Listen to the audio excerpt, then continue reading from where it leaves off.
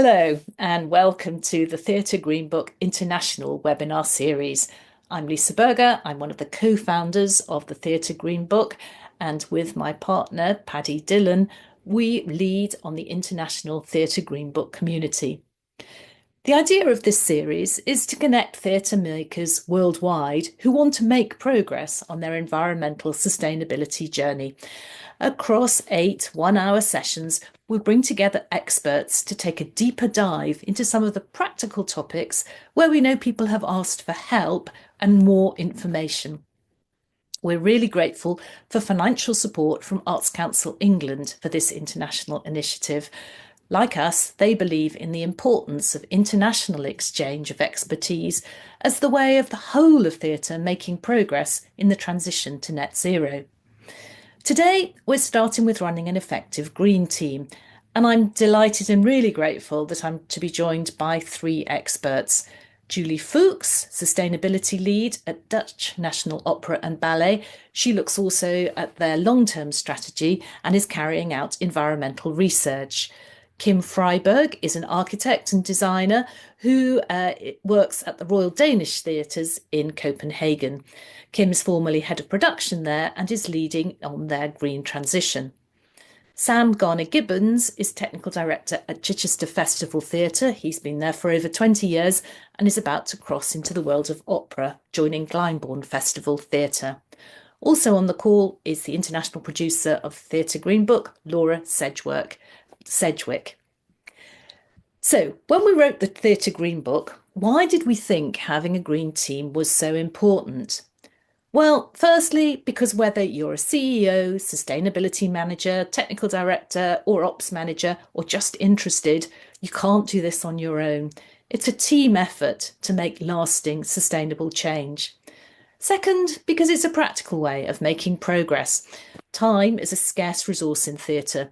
We want sustainability to be embedded in everything we do, but being realistic, there are lots of competing priorities. So there needs to be a moment when the key individuals come together to problem solve, monitor progress, share successes, and agree actions. Thirdly, change needs leadership. Some directors sit on their green committees. I did when I ran the National Theatre. Others won't want to do that. But having a green committee or a green team or a green leadership team means there are a group of people who have responsibility to take forward this goal for the theatre. It should be an efficient way of hearing from them the support that they need from the leadership or from the board so that the theatre can really make change in this journey to becoming environmentally sustainable. As you'll hear from our speakers, there are different ways of approaching this, even within large organisations. But in the guidance we give at preliminary level, we suggest there needs to be someone to lead or to chair the meeting, someone to speak for each of the Theatre Green Book areas, productions, operations, buildings, someone who can cover communication with staff, artists and audiences, and someone to look at the data. What's happening with your energy bills and recycling in production and waste? The big theme we'll keep repeating, though, is just start, even if you can't at the moment identify who's going to do what. Just getting people together and starting this initiative, you'll be surprised how much energy it will give you meeting up with others in your organisation who also want to make progress. And don't forget, there are lots of resources in theatregreenbook.com and a contact page where you can see if there is a local network in your area. So now over to the experts. And first off, Julie Fuchs. Julie, thank you. Fighting the climate change, reducing our emissions and inspiring actually the world where we are in. So it's a very broad mission that I have. And when I started, I had the huge luck that Theatre Green Book Beta 2 version was just out. So I took the Theatre Green Book and I used it as actually the guideline to talk to my colleagues and to ask everyone, what are you doing from the Theatre Green Book already, what you don't do yet and why. So basically I did an 8-month dialogue with our colleagues from all departments. And the Theater Green Book was a very good start for this. So after all my talks, I advised the direction that we should have the green agreement with the artists. So this is also part of the Theater Green Book, engage the creative teams.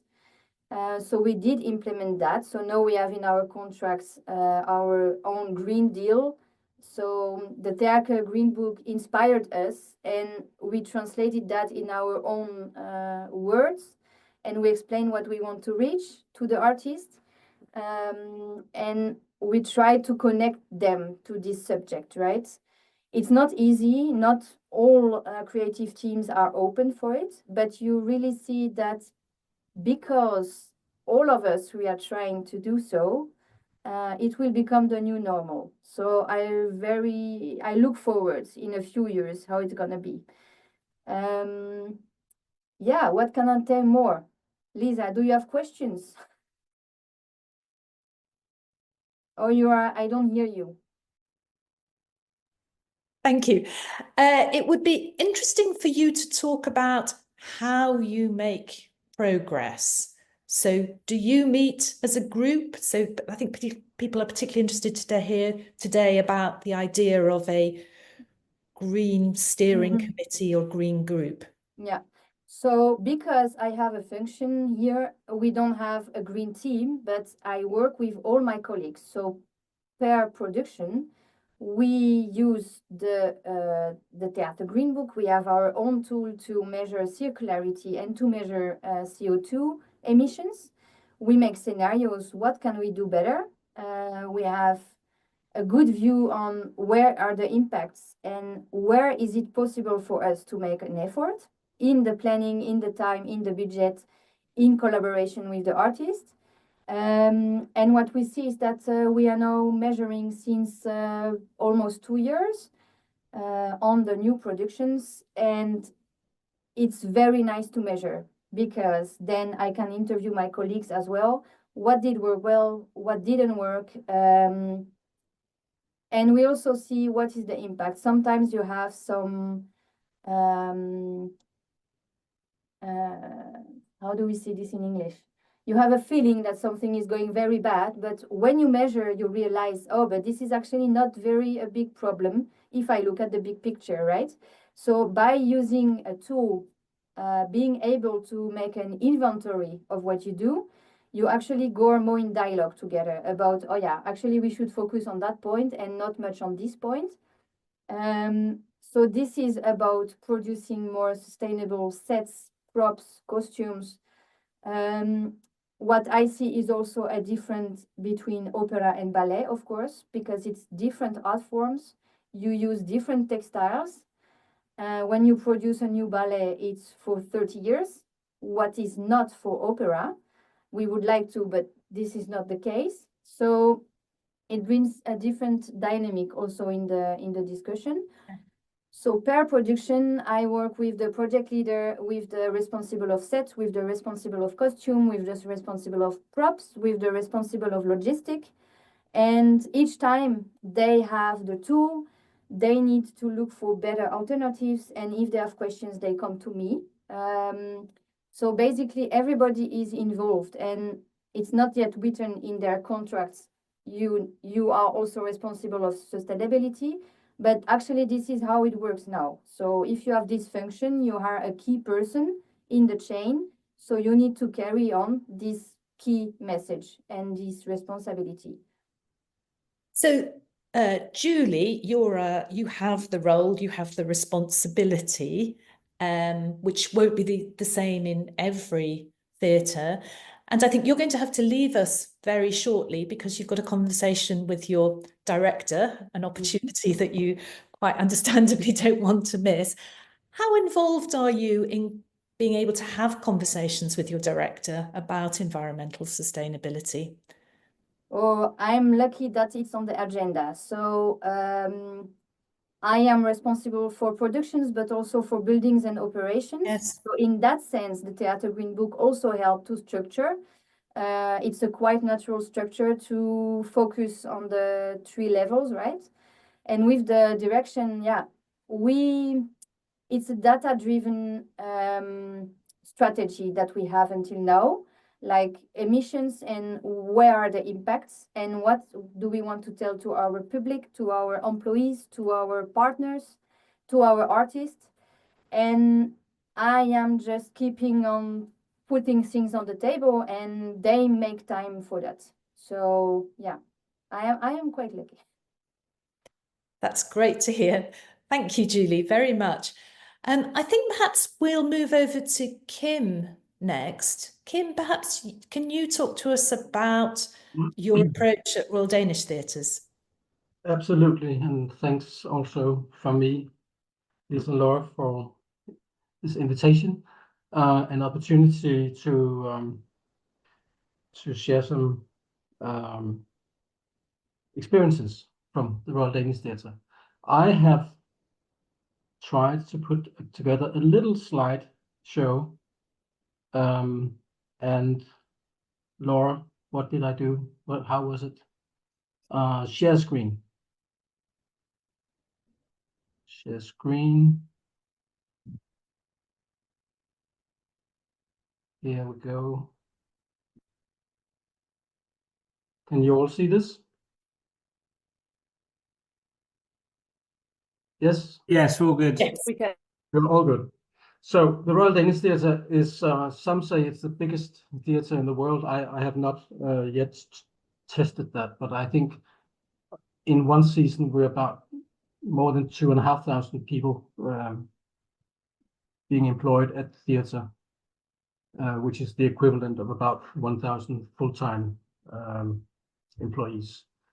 We have, as some of you know, 3 locations in the center of Copenhagen, the opera, the drama house, and the ballet, the old stage. It covers a total area of about 100,000 square meters.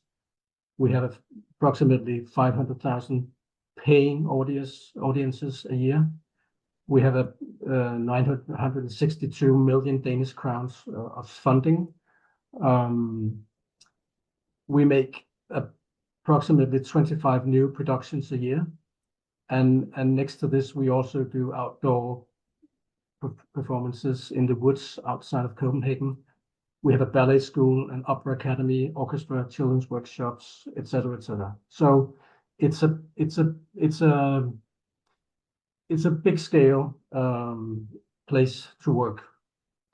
I've been here for around 11 years now, and I think I know almost everybody, but it's of course people coming in and out of the theatre all the time. In 2022, we sat down and agreed on a strategy which included inputs from a group of interested employees. But at the end, of course, it was the management who signed off on this strategy. And we set up at this time and point 3 main targets, which was focused on the energy and also the awareness with the staff to be participants in this transition. And also another big focus area was recycling, not only in the production, making of plays, but also as a whole in the whole organization. Also, we set up 7 areas of focus, and I very quickly established a steering group representing these 7 areas, which were buildings, production, storage and logistics, awareness, procurement and contracting, garbage, and audience.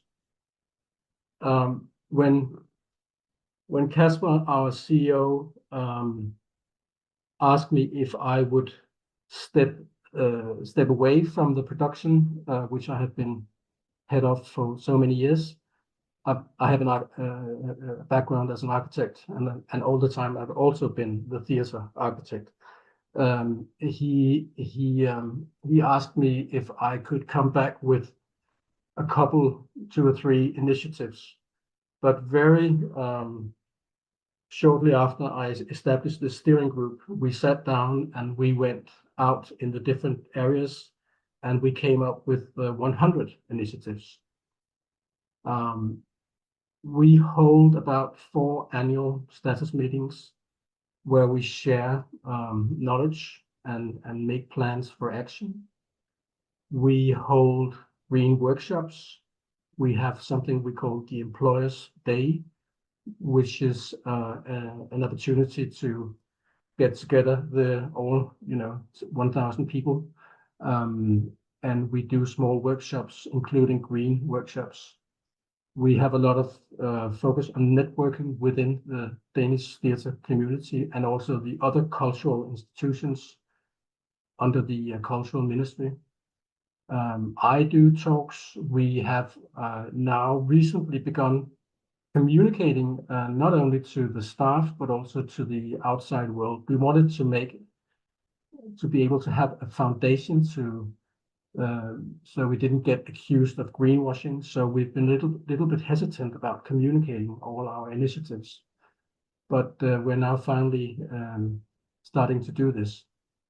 Innovation has played a big role in our transition. Locally, there has been smaller groups of individuals within the respective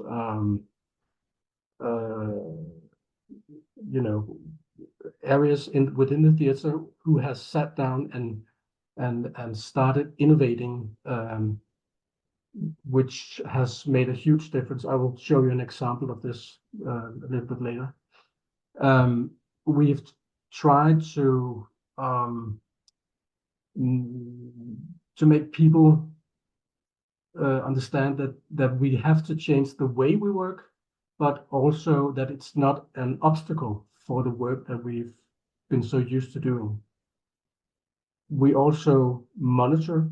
We try to follow up on the plans of actions that we actually set out to do, and also we do some campaigning. And one of this picture you see on the right is it's part of a campaign we made to nudge everybody to. This one it says take the stairway, use the stairway, and obviously we have a huge storage of pictures from our shows that we used as sort of a funny background. The output of the work is mainly focused on making an annual climate reporting on the 7 initiatives, areas of focus. We also, for 2 years, we made a very thorough CO2 accounting, but we actually, this year, we didn't do this because if you look at this, the picture to the right, you can see that our scope 1 is only, I think it's about 0.4%. This scope 2, so electricity, heat, and the things we can measure, is about 4.5%, but the scope 3 is 96%. So it means that all the things that we purchase, all the activity we do, almost covers our entire CO2 emission. This year, we are putting together our first ESG report, so including the more holistic, sustainable view on the organization. This is an example of how I try to orchestrate and keep an account on all the 100 initiatives. So this is about production, and as you see on the left, we've listed. I mean, this is only a little bit of it, but we list all the initiatives and also try to show which activity this will include. And so we put up a timeline to follow. Is this initiative, is it dead? Has it already been completed, or is it waiting to get going? So we can actually, when we meet about 4 times a year, we can see how far are we in this and that initiative. We also contributed a little bit to the Theatre Green Book with this idea of using a green budget. And this is has been extremely helpful in our dialogue with the artistic teams, because we can introduce the idea to the artistic teams that we want to make this green transition, and we give them the opportunity to co-create and also show them that if they choose something from our warehouse or standard elements, they can, and everything is done by measurement. We have not like Julie in Holland. We've gone away from the CO2 focus and are more focused on how many percentage of a production is actually recycled. I could talk a lot about this, but I know there's no time for it. So you could please ask if you have any questions about this. I don't know why I wrote secondary results, because it's not secondary, but we've this year obtained a Green Key certification. I don't know if you know about this Green Key, but it's, as I understand, implemented in about 60 countries. It was very tough to get this certification. We had to check out positively on more than 200 points. We've experimented with something called Green Producers Tool. I don't know if you know this, but this is something used very much in the film industry to make a very specific analysis on the CO2 production of a specific production. We gave it up because we thought it was a little bit like comparing apples and pears,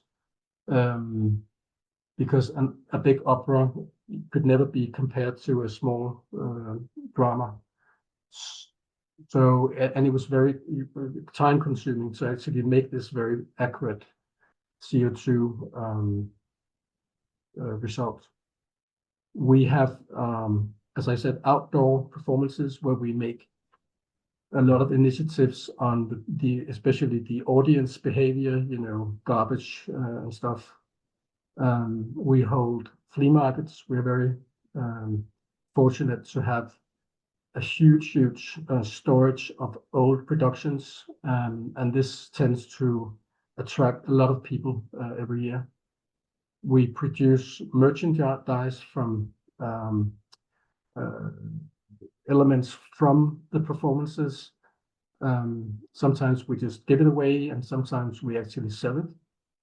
At the moment, we are working on a chemistry policy, a travel policy, and a procurement policy. And also we try to put some more strict demands into our tendering, because we produce a lot of our shows from external suppliers. And very proud to say that this year we have agreed with the management of directors that we will aim for the intermediate level from the Theatre Green Book this coming year. Yeah. Kim, that's fantastic. Thank you very much. I know it's a lot. I don't know Well, how. You've got a big organization, but I think the fact that you are managing to create all of this change, and it seems is an amazing tribute to your work and your colleagues, I know, at Royal Danish Theatres. And in relation to how you manage, I think it's really interesting that you talked about both engaging staff and how that was an important part at the beginning of your journey. You talked about having targets, you know, the new target of Intermediate Theatre Green Book, but other targets that were very much agreed by the whole management and so the whole organisation. Yeah. And you talked about the importance of monitoring. How are you doing to keep yourself on track, the whole organisation? And I know that also as you meet the things that, but from problem solving, actually for you at Royal Danish Theatres, problem solving becomes some fantastic, innovative ideas and new actions, which you've been sharing so very generously with everybody. And you just showed us a glimpse there of some reports. For those of you who maybe are not so far along your Theatre Green Book journey, I would say don't feel you have to go to something that's that complicated. We really hope that those simple spreadsheet tools will get you started. But once you do get started, moving into the realms that Kim has, it's just a fantastic way of making sure that progress keeps continuing. And as new things come along, new ideas, new exchanges happen, that you have a way of tracking them and making sure that the important ones are progressed. Kim, I think, yeah. Yeah, go on. No, was just gonna reply that I think it's important what you say about the scale, and I think the reason we have advanced as much as we have is that first of all, it's starting from our director. It's a management decision that this is something we have to do, and if you combine it, you know, with the Scandinavian, approach to doing everything in the right order. I think that the thing is that since we are such a huge organization, we have to be very organized about it. We have to make it a policy. It's not something you can choose not to do. But I think I've also been in much smaller places, and I think it's important to say you can't do anything wrong. I mean, the only thing you can do wrong is not doing anything. I think those are really very wise words. Kim, stay with us. We're going to talk to Sam now, and then have a conversation between the two of you afterwards. But Sam, first of all, Chichester Festival Theatre, and of course you're not just looking after sustainability, so I think that will be interesting for people, what it feels like also when you have other responsibilities as well. Yeah, 100%. So hi everyone, I'm Sam. I'm the technical director at Chichester Festival Theatre. For those who don't know, we're a producing theatre on the south coast of England. We have 2 theatres. We produce a festival of work, typically starting in April and finishing around about end of October. And during that period, we produce between 9 and 11 productions, typically across our 2 spaces. And then over the winter months, we receive touring work into both those theatres and produce a couple of Christmas shows that again are produced by us in-house. I'm the technical director, which means that I oversee all of the technical elements of all those productions, as well as being a member of the senior leadership team. So also shaping governance and policy and strategic goals for the organisation. And as a senior leader, I take the senior leadership responsibility for environmental sustainability and our journey to net zero, alongside all my other jobs, as Lisa sort of touches on. And I can't do that alone. So I started connecting with environmental and green initiatives for CFT probably back in about 2011, maybe. when I started taking on some responsibility for the development of the policy and an action plan that we started implementing once we had undertaken a major capital project on our theatre. And it felt like a good moment to start looking at, having benefited from the environmental positives that came from a new building project, what else we could do to carry on the journey to being more environmentally sustainable. And I'm not quite sure when we started this, but certainly pre-pandemic, we started a green team because it felt like it was really important to have engagement from the whole organisation on that journey, and that it couldn't just sit with a senior leadership team telling people what to do. We needed the input of everyone in the organisation. So we set up a green team, which is cross-departmental, and started honing in on what the different elements were and where we could bring support to each other. So the green team as it exists now, ideally would have a member of every department sat on it.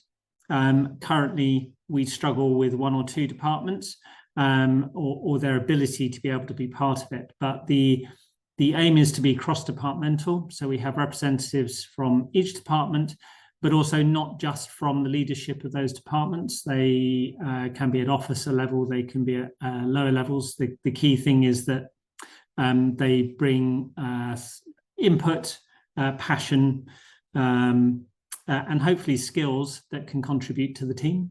We also have representation from our youth advisory board. So we have a board of young people who advise the trustee board, and those are young people who are within our orbit.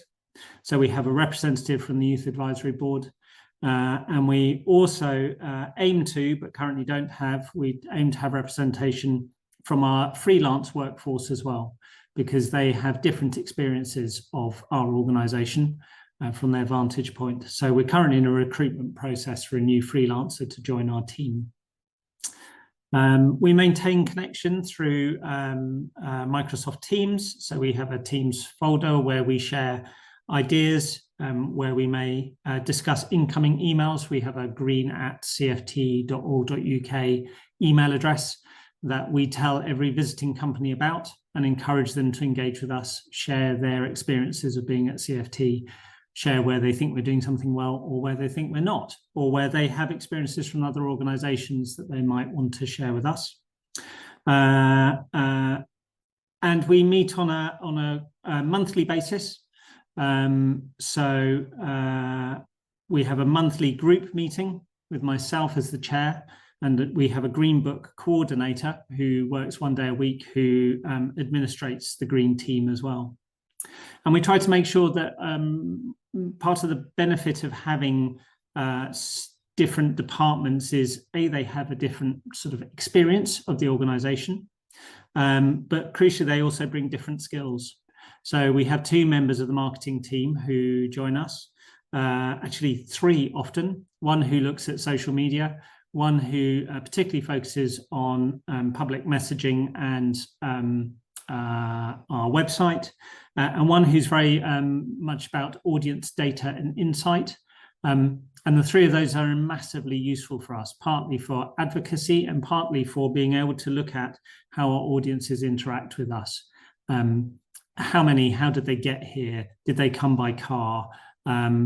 Also, the Insight Manager can look at the ticket buying process. So within our ticketing system, you have the opportunity to offset your travel with a partner called Ecology through tree planting. So they can look at how that ticket buying process works, whether that's effective, how we could encourage people to consider how they travel, and how on the ticketing journey we can communicate the different methods of travel. We have a member of our development team, and that development team is really helpful when we identify opportunities that might need additional funding. Then they can take that back to the development team. We have a member from our learning, education and participation team who particularly can focus on advocacy and outreach, and also getting community feedback. And also we have a massive youth theatre, and their connection with young people, knowing how important it is to young people for the legacy we're going to leave them, being able to advocate for them is really important. We have our producer, a representative from our producers team. They lead on contracting for all of our production contracts. So again, setting the tone for the organisation, being able to bring back provocations that may come from our production teams on challenges they have around Green Book. Obviously, I represent technical. The operations team is there as well, so they're engaging with our audiences, our catering, our front of house communications. So that sort of plurality of those different people on the team really helpful because they bring different tools, but they also bring different insights. For some time, we've had an environmental action plan, and that action plan has a series of annual sort of targets and goals that we want to set. The Green Book has brought a different focus that has sort of changed that somewhat a bit, as Julie described earlier. It's enabled us now to reformalise the way that we do our action plan, and we will start developing a new action plan on the back of having carried out our building survey audit, having interrogated all the different parts of our operations, and looking at Green Book for productions going forward. It will give us a new focus. It'll enable us to develop more refined action plans, but also be able to give some of those goals to specific departments. The Green Team historically has always been quite opportunistic in the way that it looks at things that we could be doing, be it the way we treat our press night gifts. We don't give press night gifts. We do an environmentally positive action, normally a tree planting or a reforesting of sea kelp or the planting of a wildflower meadow, or as will be for this year, we're looking at a custom-made bird boxes for each production that can be designed by the show's designer and can be signed by all of the company and will be fitted in the park around the site. So they come up with a lot of those sorts of ideas, which are brilliant. But what the Green Team hasn't been doing is feeding into the policy and the action plan and developing a strategy going forward. And Green Book will really help us to do that, I think, in developing what the projects are, who's taking responsibility for those projects, how we're going to move forward on our carbon neutral journey. So there's sort of details of our Green Team. I'm not going to go into all the different things we do as an organisation, but I felt that it might be helpful to show the value of a Green Team, the things that the Green Team can bring to the organisation, but also how a Green Team develops and sort of changes over time and changes its focus. We're even questioning whether Green Team is really the right terminology anymore, and whether we want something that's a little more action-based or a little bit more, has a feeling of direction. We don't know what that is yet. The team are discussing what that could look like. Sam, thank you. That was really helpful and interesting, as you said, to talk about a Green Team once it's been established for a while. I wonder, you've got lots of people turning up and it's just a bit of their job, or it's not even part of their job, but they want to do it. How do you motivate people to turn up for the meetings and spend time working on environmental sustainability initiatives? It's interesting, actually. We were just reflecting on the fact that we had a member of the technical team who used to come, as well as me, and he's stopped coming. And, we've just been discussing the reasons for why that might be, and work pressures, and actually, does he not have the time for it? Has it fallen off his radar? And actually, we recognise that there's another member of his specific department, he works in the sound department, who is quite passionate about it. So actually, could they share that together? Could they motivate each other? A lot of it is just around advocacy and around sharing the wins and celebrating opportunities. Also, a little bit of focusing around different times of year. Green Week, for instance. We find a lot of the Green Team turn up in the months leading up to Green Week, looking forward to opportunities where they could create something, where they could do something different.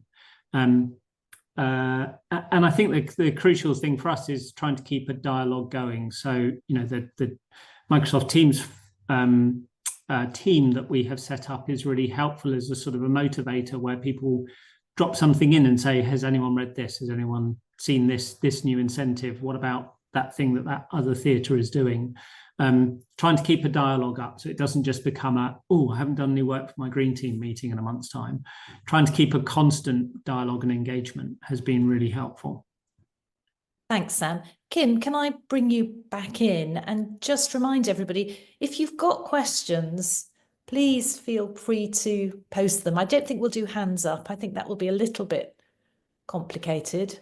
Although if somebody is burning to say something, then do that. But put some questions in the chat. Rihanna. Hello, Rihanna from Netherlands.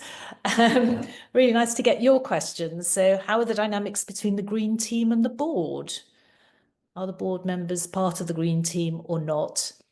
And so that interaction between the Green team and the board. Sam, Kim, while you think about that, I'll speak from my experience as a trustee of the Royal Ballet and Opera, formerly the Royal Opera House, because I sit on their board.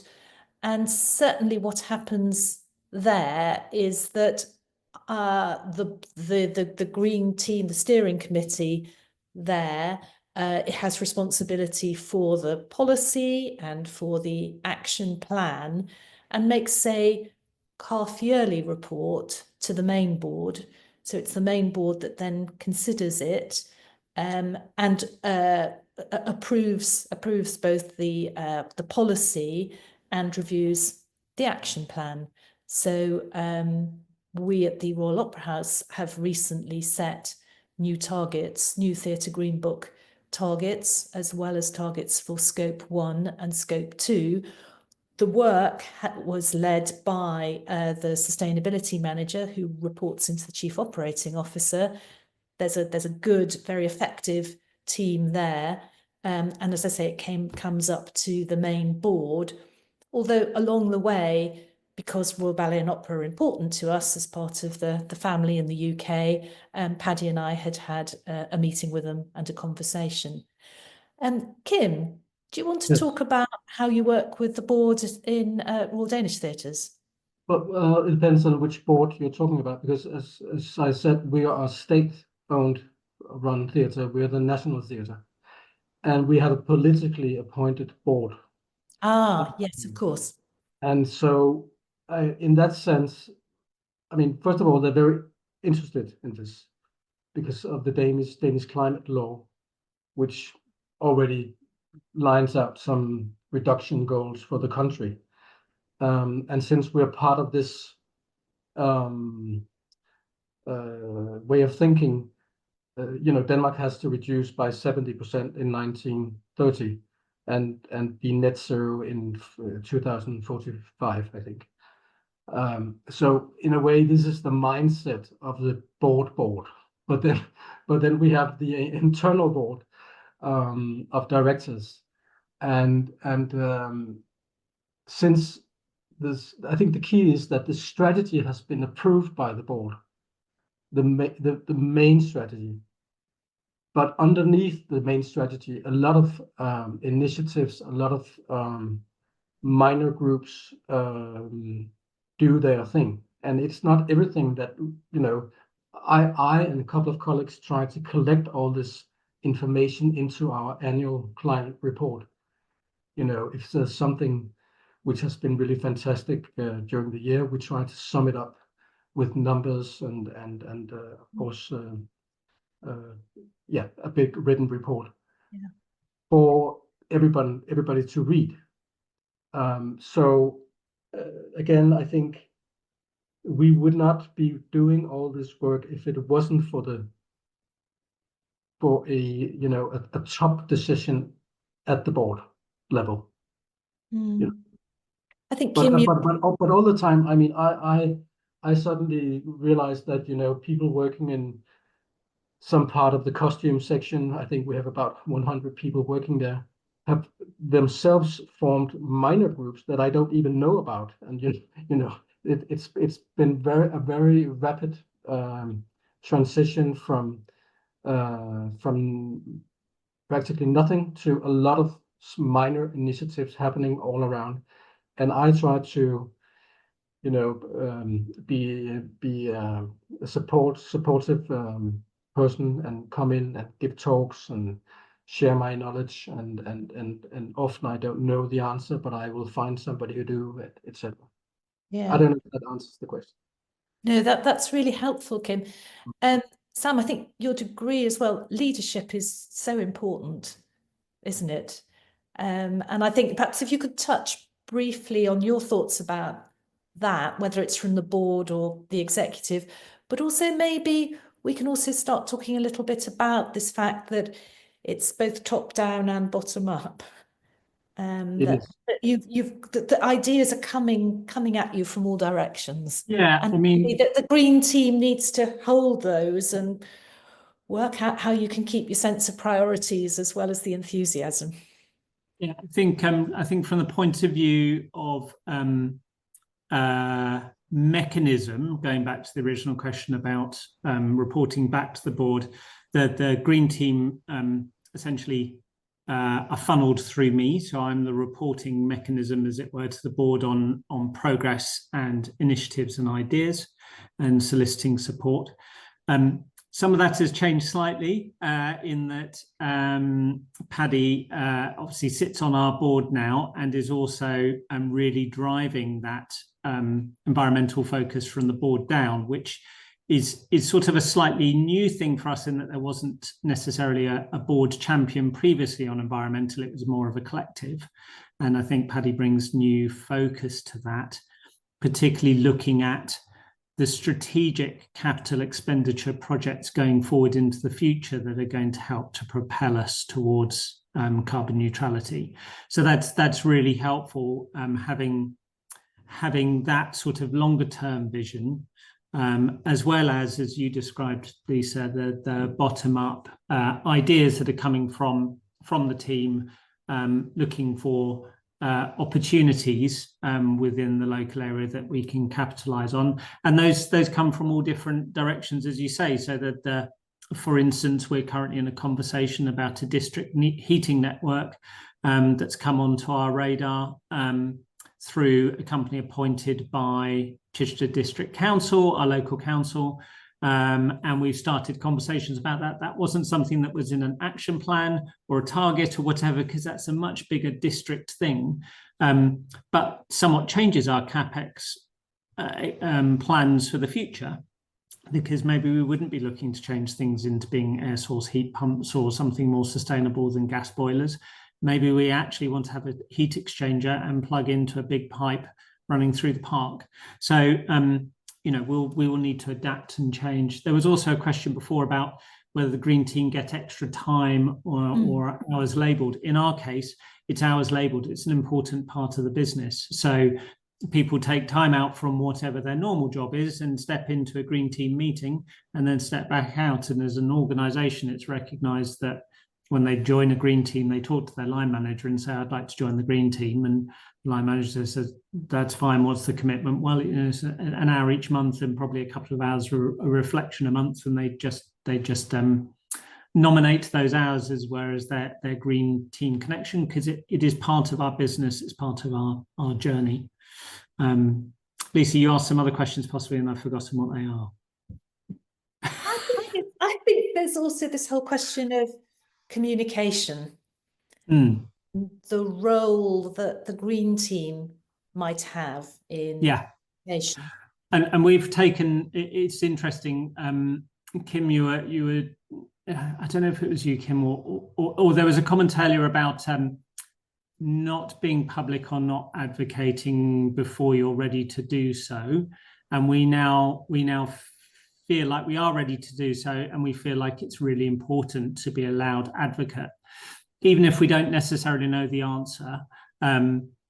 Sharing where we're at, being honest about it, sharing our aspirations and our goals has become something that's really important to us, because it encourages other people to engage with it and think sustainably.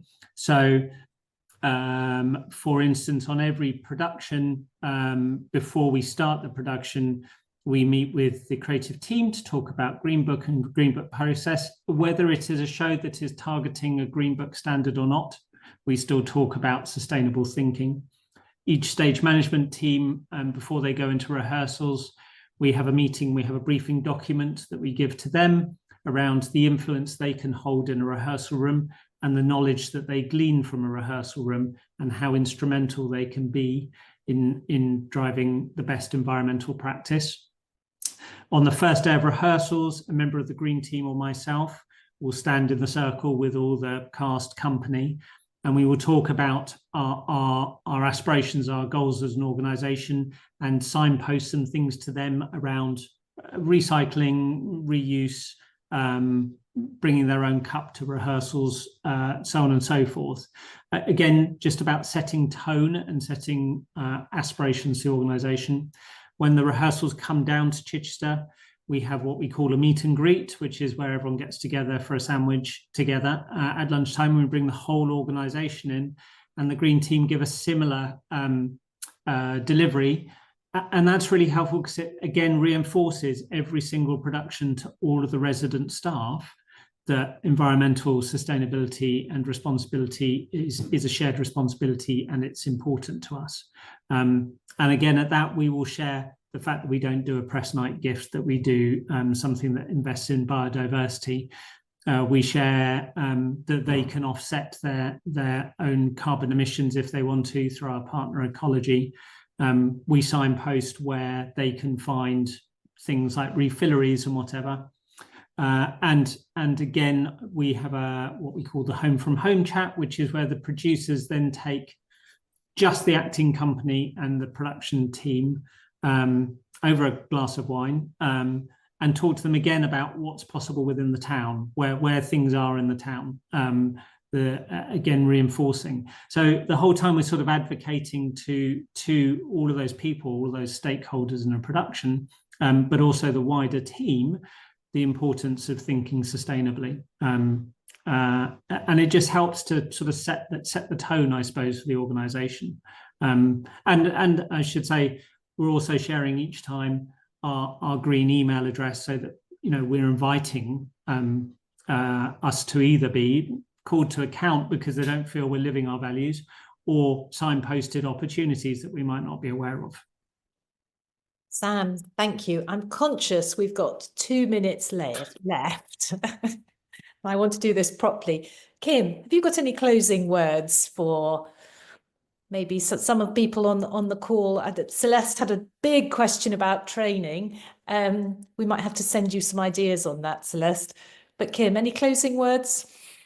Well, actually, today we held a meeting where we decided to invite, what's her name, Jennifer? Some of you might know her from London, to do a training program, a broader training program for the production teams. I think I mentioned we have about 25 productions, so obviously it's a lot of people that have to be brought up to a minimum standard of knowledge about this. I think the final statement is that it's, on one hand, it's a very complicated issue, being at least at my end of the table, but I think the whole